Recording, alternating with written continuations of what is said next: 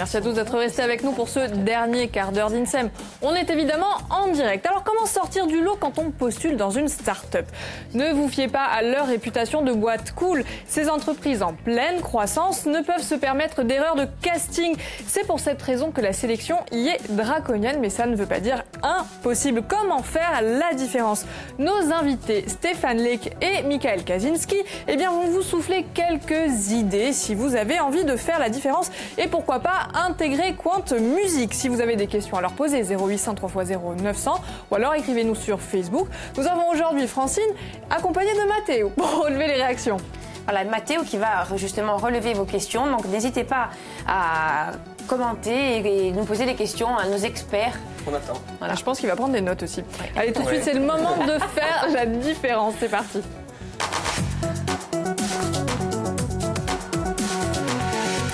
Stéphane et Michael, rebonjour. Vous étiez avec nous en première partie d'émission. On va refaire les présentations. Alors Stéphane Leek, vous êtes le directeur de Quant Music. Vous êtes venu accompagné de Michael Kaczynski. Michael, vous êtes product manager.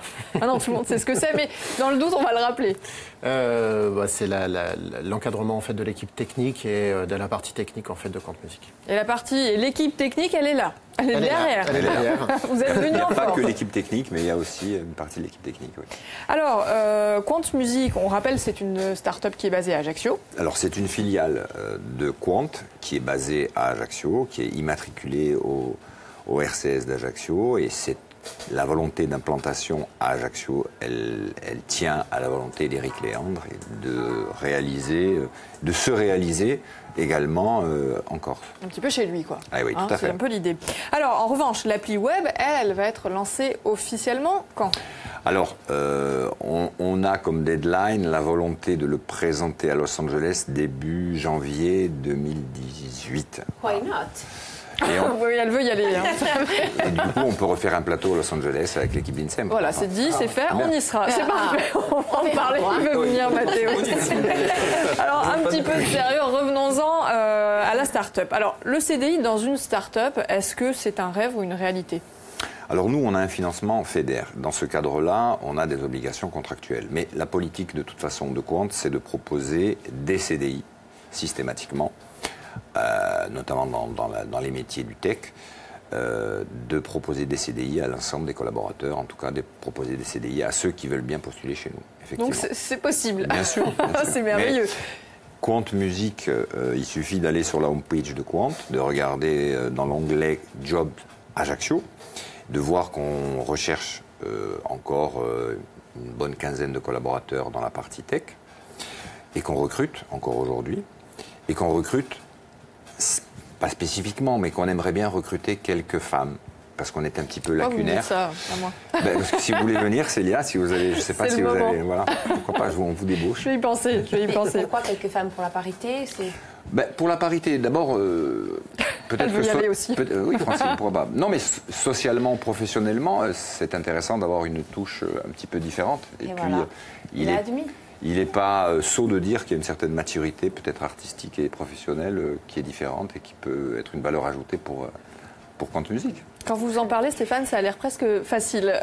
Mais je ne suis pas sûre que dans les faits, ce soit si simple. Alors, est-ce que prétendre à un stage, par exemple, c'est plus facile?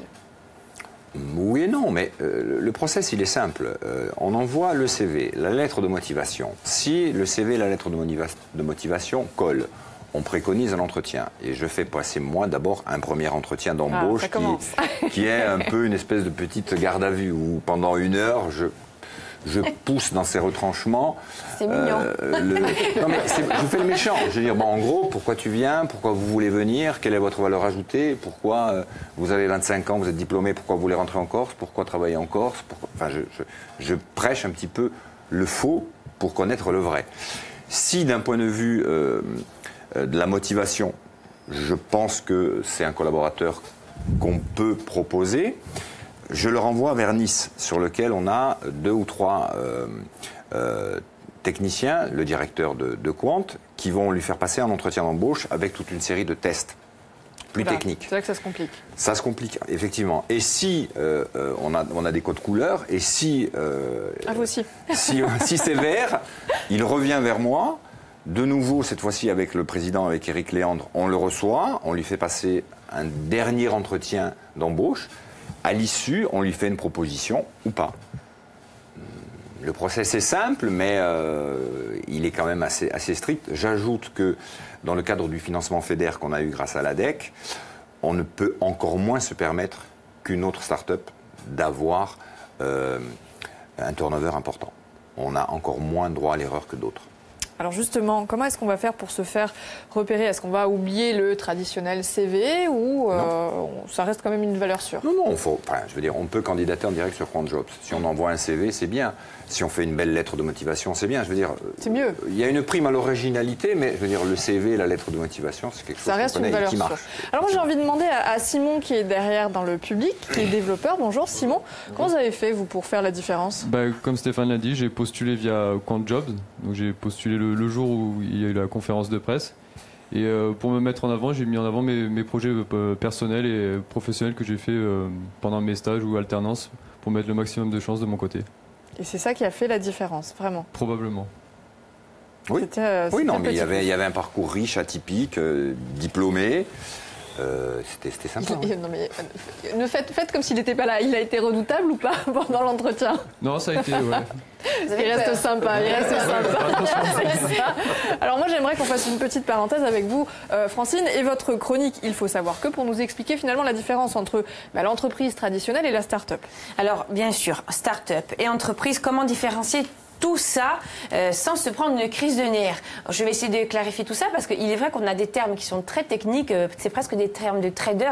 Moi qui étais novice, j'ai mis du temps à comprendre. Mais bien compris que jeune pousse, ça ne vous a pas plu. Non, jeune pousse, non. J'avais pas le vocabulaire plutôt à une plante, quelque chose de... Voilà, vous voyez l'image de la crise de nerfs, c'est encore une femme, oui. Donc le terme de la start-up a commencé à être utilisé après la Seconde Guerre mondiale. C'est à l'apparition des premières sociétés de capital risque que le terme a commencé à être utilisé massivement. Alors depuis l'émergence de la Silicon Valley, la start-up déchaîne les passionnés qui fulminent d'idées et Dieu sait qu'il y en a des idées à faire grandir. Alors si on devait vulgariser la start-up par une image, ça serait celle du petit poisson deviendra grand ou pas, c'est pas dit. Alors pour reprendre l'exemple de la société Bowker, puisqu'on en a parlé tout à l'heure, nos amis ont déjà fait la preuve avec leur concept en inscrivant 10 000 personnes, donc alors qu'il n'était que 2 et sans moyens. Alors les fonds permettent d'embaucher, de structurer la boîte afin de permettre de mettre en place un système économique et de gérer la croissance via des moyens de communication. Je ne me trompe pas. Voilà. Donc la mise en place en fait du modèle économique d'une start-up demande des tests et c'est ça en fait qui va faire toute la différence. Donc il y a le développement informatique, nos associés doivent en imaginer un, donc de concepts, en adéquation avec leur plateforme et leur marché. Alors ils devraient rendre leur plateforme payante pour les recruteurs d'ici Noël. Alors l'idée étant de faire acheter des crédits qu'ils vont dépenser pour entrer en contact avec les talents. Les talents, donc ce sont les gens qui sont inscrits. Alors si le recruteur veut contacter des talents, il va dépenser un crédit. Et si le talent lui répond, celui-ci sera dépensé et le cas contraire, il sera recrédité. Donc il n'y a pas d'escroquerie. Bowker ne fait pas payer la mise en relation et ne fera surtout pas payer son talent. Il n'y a que le recruteur qui paiera. Donc la start-up, en fait, c'est l'embryon d'une entreprise, en quelque sorte. Elle doit d'abord faire ses preuves, tests de viabilité, et l'entreprise, elle, confirme le projet. C'est une unité économique à part entière, donc elle s'autofinance, enfin, elle est juridiquement autonome, pardon. Donc elle est organisée pour produire des biens ou des services pour le marché. Merci. J'espère que vous chère avez... Francine, on a pris des notes pour ce cours magistral. Alors moi, j'aimerais qu'on en revienne justement à la façon de sortir du lot. Est-ce que pour travailler dans une start-up, il faut avoir bac plus 10 au moins? Oui et non. Ah. Oui, si on a un bac plus 10, effectivement. Merci pour cette réponse. Si on a un bac plus 10, effectivement, c'est une valeur ajoutée. C'est un plus. Surtout qu'on intègre du coup une grille de salaire, notamment au niveau de l'embauche, mais pas forcément, parce qu'on peut être geek. Enfin, l'exemple de Michael qui a 2 vies professionnelles, une vie dans la grande distribution, et puis une auto-formation. Et puis dans la musique aussi, dans le violon. Non, mais, je veux dire, pire qu'un chat. En l'espèce, enfin, Michael parlera mieux de lui que moi je peux le faire, mais Michael n'est pas diplômé d'informatique. D'informatique, tout à fait. Ça n'empêche pas pour la d'être... petite histoire, vous êtes passionné autodidacte. Oui, tout à fait. À la base, en gros, j'ai, voilà, comme disait Stéphane, une deuxième vie. J'ai travaillé plutôt dans le domaine de la grande distribution et des produits frais, finalement, pendant 10 ans. Et aujourd'hui, aujourd'hui, je travaille vraiment dans le milieu des startups finalement, parce qu'avant de rentrer chez Quant, j'étais freelance et je travaillais justement en développement informatique pur et dur. Donc, on peut aujourd'hui réussir à intégrer le monde de l'informatique, mais honnêtement, il faut être passionné, il faut travailler beaucoup. Et il faut faire une veille technologique très très importante au quotidien pour savoir tout ce qui existe sur le marché, tout ce qui se fait, tout ce qui est... Pour être informé en permanence. On va vous interrompre. Oui. On a une question sur Facebook. Donc, Christiane une question d'Ajaccio. de Christiane d'Ajaccio. Est-ce qu'on peut être gros et être une start-up? Stéphane Leca. Gros dans le sens... Non, elle s'explique. Gros dans le sens où vous avez des startups comme Spotify, Airbnb, etc., Twitter. Ce ne sont plus des startups. Elles ne sont plus des startups. Elles sont passées dans un modèle économique qui est différent, qui fait qu'elles ont encore Mais elles ne sont pas entreprises. Ben, ce sont des on va dire pas même des PME, mais ce ne sont plus des startups dans la mesure où elles ont dépassé la période critique, on va dire, et qu'elles ont un modèle économique, un business model en tout cas qui leur permet de vivre. D'accord, on ne peut plus parler d'elles en tant que start-up. Plus trop. En revanche, Facebook, Google, pour les sites, voilà, eux sont devenus des entreprises à part entière. Oui, maintenant Elles ont démarré de la même manière. Absolument, elles ont démarré dans un garage, c'est pas un lieu commun de le dire, effectivement, mais ce sont plus des startups depuis bien longtemps. Petit deviendra Christiane, grand. si vous avez un garage, vous savez ce qu'il vous reste à faire. Alors moi j'ai envie de savoir s'il faut avoir forcément moins de 25 ans pour être recruté dans une start-up. Pas du tout, non, pas du tout. La preuve. J'ai un peu plus de 40 ans. Non, on prend tout âge. Il n'y a aucune limitation de diplôme, voilà. C'est la richesse du parcours. Cela dit, c'est un public jeune qui est quand même attiré vers la start-up. Évidemment. À 50 ans, je ne suis pas certain qu'on soit passionné par le développement, par le codage et tout ça. Mais j'ai eu un CV notamment de quelqu'un qui avait 56 ans, qui est passionné et qui voulait venir. Est-ce que vous l'avez recruté? Pour des raisons géographiques, c'était compliqué. C'était compliqué, mais effectivement, c'était un profil qui était atypique. Justement, moi j'ai envie de savoir si Michael est l'exception qui confirme la règle, ou finalement, si on a eu une expérience professionnelle avant, ça devient une valeur ajoutée. Oui, je dirais que oui, même si là, on a pratiquement dans l'équipe qui est derrière nous, on n'a que des jeunes diplômés de la fac de Corté. Il y a très très peu qui ont eu une expérience professionnelle. Évidemment, si on a une expérience professionnelle, c'est un plus, surtout dans la vie sociale, dans la vie de tous les jours, au sein de la start-up. Oui. On récapitule. Si vous êtes une femme, si vous avez des diplômes, c'est pas une obligation, si vous êtes extrêmement motivé, si vous avez rédigé une belle lettre de motivation et que vous avez un CV plutôt sympa, et que vous on avez peut envie postuler de travailler à Quant Musique. Et que vous avez envie de travailler à Ajaccio. Évidemment. Donc il y a des chances d'être pris. Merci. Je le répète, il y a encore une vingtaine de postes. Voilà, ça c'est dit. Merci beaucoup à la team de Quant Musique d'être venue sur le plateau nous présenter cette appli web qui sortira donc au mois de janvier officiellement. Lancement à Los Angeles. Waouh. Et on est invité. En plus, vous avez entendu tout ça.